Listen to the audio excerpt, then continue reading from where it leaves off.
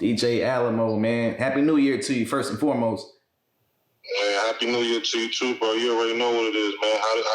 How the newborns doing? Oh, man, they ain't newborns no more, bro. they 2 years old. God damn it. Yeah, and I'll say another thing, man. Everybody used the phrase "terrible twos." I ain't gonna say they every bit of that, but they definitely 2 years old. I'm gonna say that. Your eyes, your ears, everything's on a swivel. Oh yeah, at all times, man. At all times. That's what's up. Yeah. But Happy New Year's to you, man. How was everything? Man, everything was good, man. Just went into the new year great. Was in Miami celebrating, at the club now. How they're moving with NJ man. Yeah. And just trying to build up in a different area, in a different market, man. That's one of the, obviously, to some people it's not, but to me, and understanding, if you really know, one of the biggest markets in the world. I'm out there moving and shaking. Yeah, man. That's definitely dope. How did that situation come about? What, me and NJ man? Yeah. Well, I mean, I've always known him. I know his brother Russ, his cousin Mike. There's a lot of affiliations of just, I know him, you know him. So, one day some dude, brought me to him. Like, I've always known him, or we came across each other, but one day this dude, reached out to me from Trenton and was like, yo, man, I want you to come over here. Let's try to do some events over here in Trenton. Mm-hmm. And it didn't work, but I always showed love. I always pulled up. I always kicked it. You know what I'm saying? Yeah. So I moved to Atlanta during the pandemic. And I just got a little bit. I don't know. I got a little weird feeling about Atlanta after a little while. Start seeing a little hate. Start seeing a little, jealousy, and you know what I mean. And then it started to get super duper ghetto. That's when you go out there, leave anything in your car, they busting in your car, and so I was a part of that era that started, and I was like, I think it's time for me to go. Yeah. So man. I didn't go. I just, started to come back home a little bit. And then NJ man called me one day. Was like, yo, I'm about to do this club thing. Come talk to me. And, he asked me from there, like, yo, I'm about to do this situation in Miami. I would love your help, and asked me what kind of role would I like to play. And 2 years later, a year and two going on to 2 years, I'm a resident DJ, been DJing in Miami for the last year and a half, going on 2. That's dope, man. And I had the pleasure of meeting NJ, and one of the most genuine people I ever met, and he's like a visionary, man. I ain't never seen nothing like it. I'm gonna be real, man. He's it's like he's forward thinking, and it's like he's always on the cusp and like super knowledgeable. This ain't nobody that just, some people just picking this whole cannabis and weed culture up for the first time. This is somebody that's been in the game. There's somebody that knows what they doing, and they have a lot of business savvy. Like, Like NJ got a lot of business savvy, and he knows how to market, and I like what he does, man. It's really dope, and it's refreshing to see. And plus, he's from the Garden, man. He's from Jersey, so that's even dope in itself, man. To be in a whole nother backyard in Miami, in a whole different climate, and doing your thing down there and doing it in a major way. I had the pleasure. Y'all brought me out for the grand opening. I got to come back, but the grand opening was crazy. Something I never seen. Every time I'm linking up with y'all is something that I never seen. And I don't know if you could talk about the thought process, or if y'all kind of like how y'all come up with these ideas, man. Well, it is a collective thing. Shout out to the whole team of the Joint of Miami, the ones that came, went, stayed, left, fucked up, did whatever they did. Shout out to them. And you know what I'm saying? To the point where, the music, number one, being in the entertainment world is not easy. running a club or being a booking agent for a club or programming events and things like that is not an easy task. You got to really be in it. You got to have history. You got to have experience. And, we had some rough patches in the beginning. It was slow. You know what I'm saying? And then you got to remember, we're intervening in another market and we're not from the market. Right. So we had to go through our ups, our downs, our bullshits. We had to get burnt a couple times and we had to fucked over, you know what I mean? Excuse my language. We had to go through all those things to get where we are now, where we're programming. We got one of the dopest Thursday nights in Wynwood, Miami. You know what I mean? Shout out to my dog Pop Dukes and that my partner who we collectively came up with that idea, like what's missing in Miami, what's missing in our area, what can we do that everyone is not doing, right? Or not too many people are doing, right? So we came up with the I Love R&B. So with that being said, I think it's just I'm fortunate and blessed to even just have the opportunity, bro. Like it's a trying, and we trying. We don't know what we're doing. We didn't come up with this plan, and the plan we came up with didn't work. Put it like that. You know what I'm saying? The plan that we thought we was going to do, it didn't work because we thought that you got to understand, you can't bring a mentality of somewhere that is lower than the totem pole of somewhere that you're going, and you're trying to do the same low ball, low frequency type of things that you would do where you from, right? And then get to a vibrant place where everybody is just sexy. Everybody comes out with beautiful bodies. Right. The women is, you know what I'm saying? Like, so how do I do a mediocre party that I would do in Philly, Jersey, or somewhere on the East Coast where in the cold, we'll go out to a party, but 9 times out of 10, we ain't going nowhere. In December and January, people in shorts. When the ball dropped, what was that record that you played? You know what's so crazy? I was being as though that I was in Miami. Shout out to my dog DJ Book Nasty. Shout out to Rory Entertainment. Shout out to Chink Capone, which is now Ink Capone. Shout out to Bro. I don't remember because we did the 10, 9, 8. I know we did the countdown, but it definitely we didn't do Dreams and Nightmares like most people probably did or probably was or whatever. I think it was a Miami record. I don't know. Wow. I think it was a Kodak Black record. I don't know. I don't vaguely remember. Okay. But you know what I'm saying? Because honestly, as a matter of fact, this is why, because I after 12 o'clock, I let my other DJ go on and he DJ from 12 to 1. Okay. So I know beforehand I was going crazy. I was, you know what I mean? But I definitely know it was a Kodak Black record that brought in the New Year's and while we was in Miami. So shout out to Kodak. I wonder if it was Super Gremlin. I don't know, man. That's my joint. I don't know if it was Super Gremlin.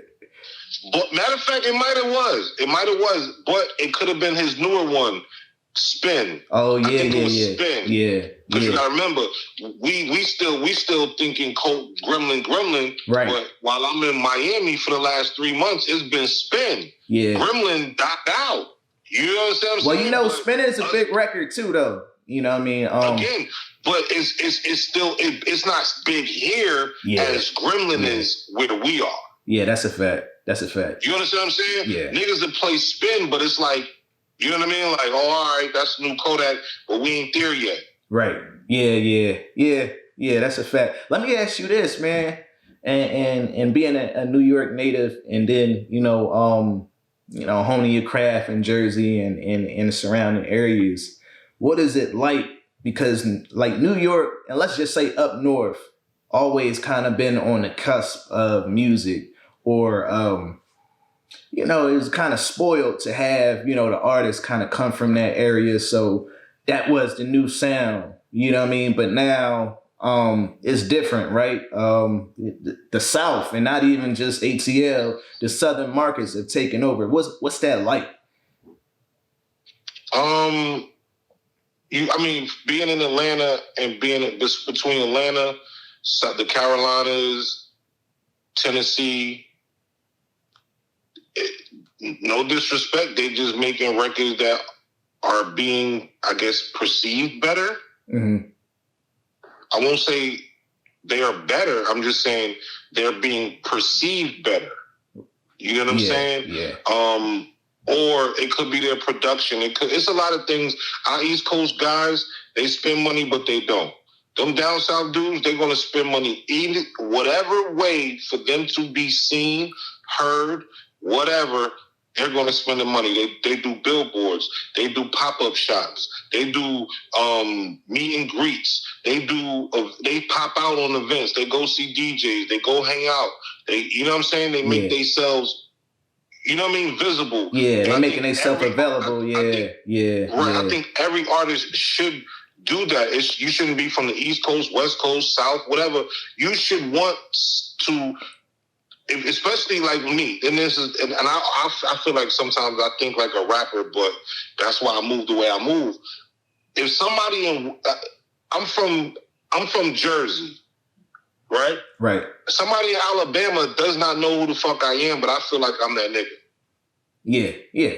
Yeah, rightfully so, but you should. So it's like how do I feel like I'm that nigga? Then I go to Alabama and niggas looking at me like, nigga, I never heard of you a day in our fucking life.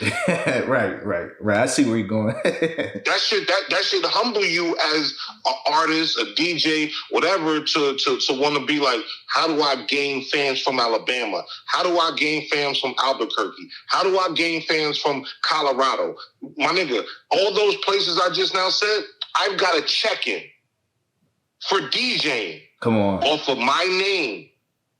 Off of, we heard of you from the mixtape era. Detroit. I got a check in Detroit. I got a check in the Midwest. I get Minnesota. I've gotten checks in cities where niggas never been, can't even go because don't nobody know you there. Come on.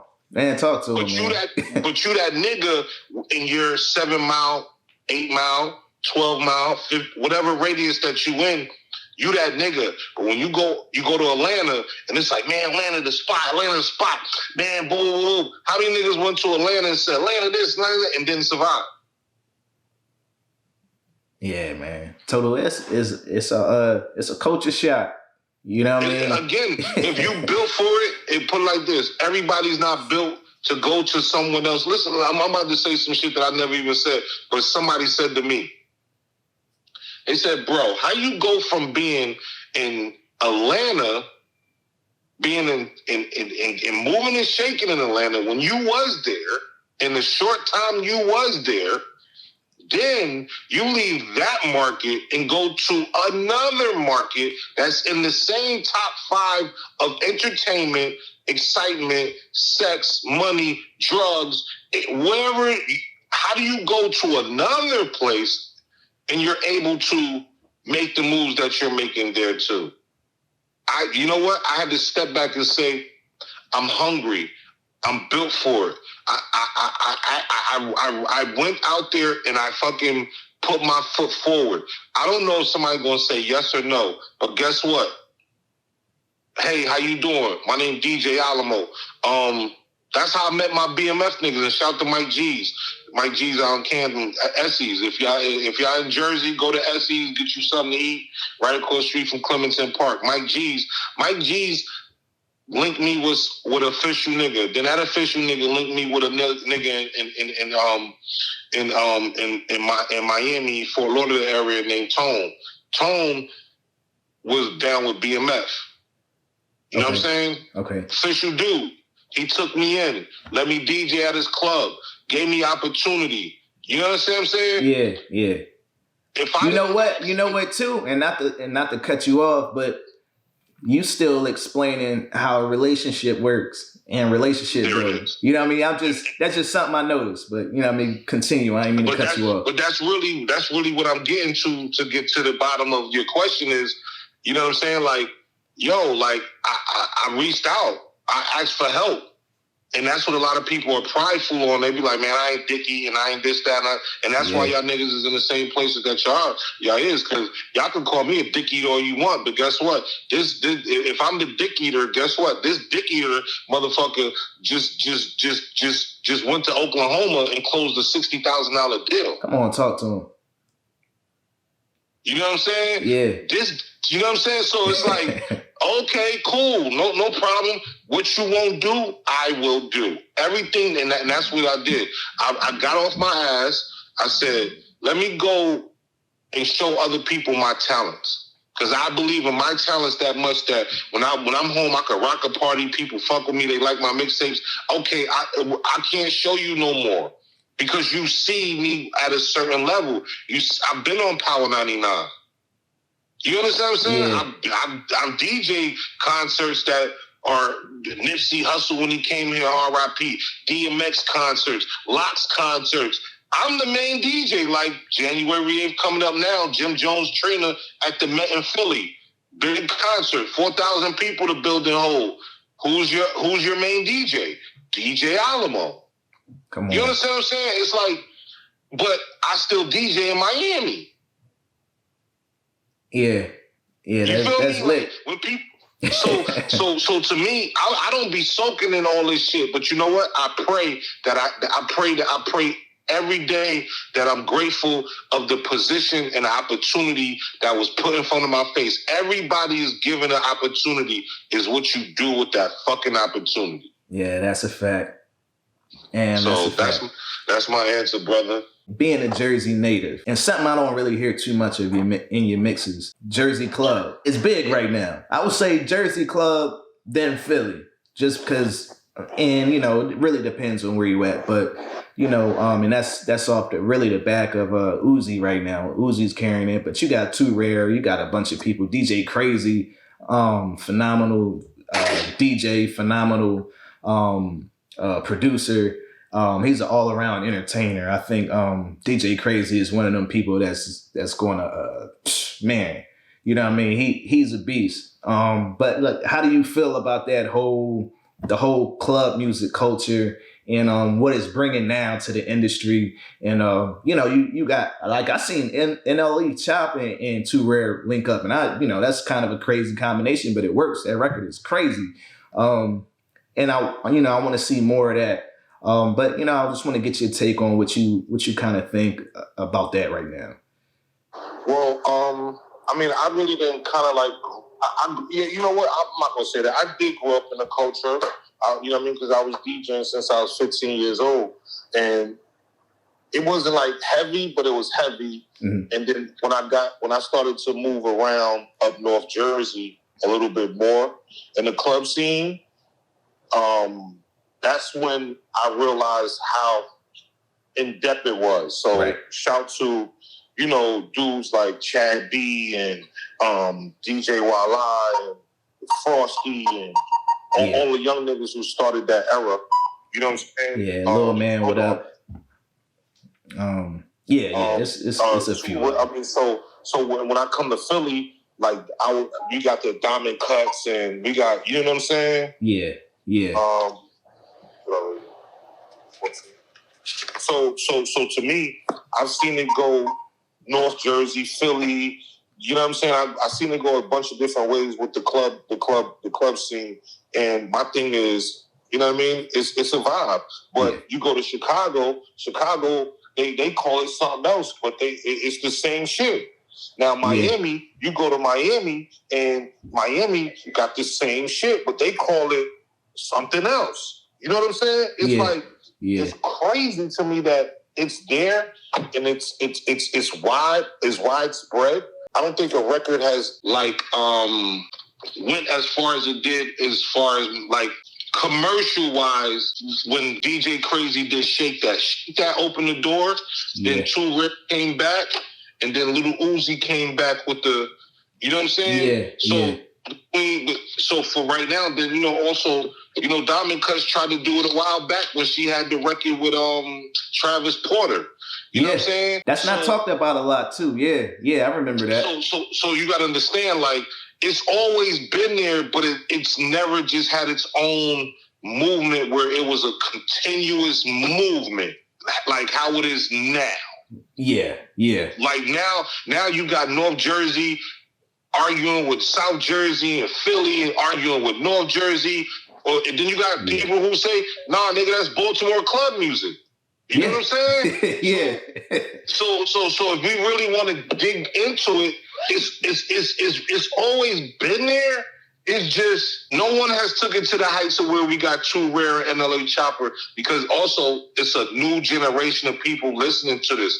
We've heard this for 20 years of our lives. You got people who just now getting into music that's 14, 13, 12, 10. They love this shit. They like, what's this? Yeah. It's like I don't know, I don't want to use the little brother analogy, but it's like, you know what I mean? Like your little brother trying to show you that he could hoop, and then one day he just pop out and he, you know what I mean? He LeBron or somebody. You know what I mean? Like it's kind of like that though. Right, but you gotta look. All right, now let's break this another analogy down. We had Julius Erving. We had Magic Johnson. Yeah. We've had Michael Jordan.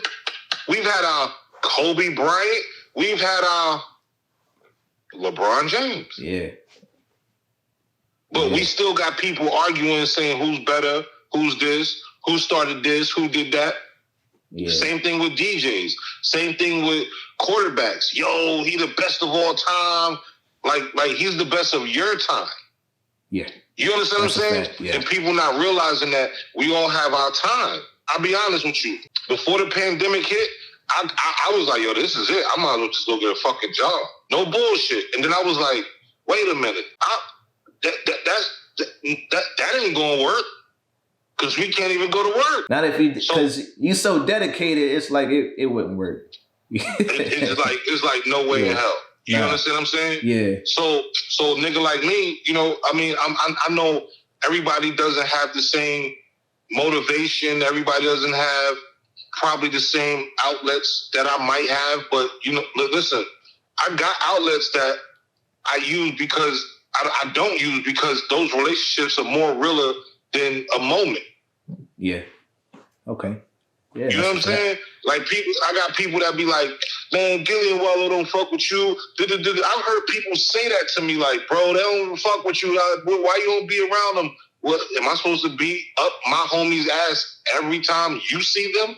Yeah. You understand what I'm saying? It's right. like, that don't make no sense. But you got people that'll look at you like that, and because of who you're around, because of who you affiliate with.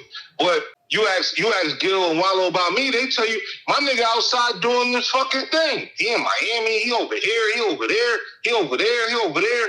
What? Nigga, I just came from Boston, Rhode Island, and Oklahoma in 1 month.